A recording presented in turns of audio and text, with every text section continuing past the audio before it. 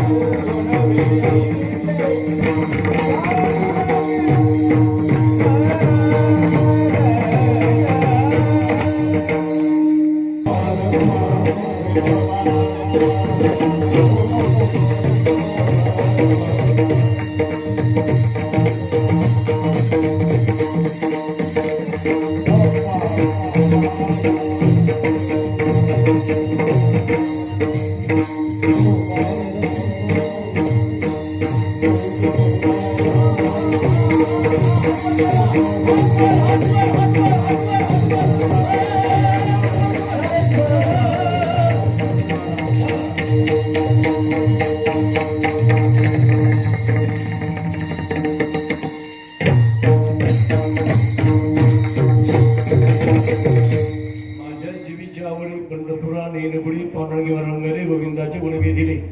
जागृत स्वप्न सुशो या ठिकाणी माऊलीच्या चरणावर डवराच्या चरणावर ठेवून या ठिकाणी शिवेला आपण पूर्ण विराम देतोय. ना तरी बालक उघडा बोली का वाकोडा विचका पावली ते चोच पडले झिजवी. माझ्या हातून एखादं चुकीचं वाक्य गेलं असं मला क्षमा असावी. सर्व आपण जाणकार आहात, विद्वान आहात, ज्ञानी आहात. एखादं वाक्य चुकून गेलं ते परत माझ्या पदरात टाका. नाहीतरी ना तरी बालगोडा बोली का वाकोडा विचका पावली ते चोच करली झिजवी. आपुले बळे नाही मी बोलत सका कृपावत वाचा त्याची साळुंकी मंजुळ बोलत शिवानी शिकविला धनी वेगळाची तो.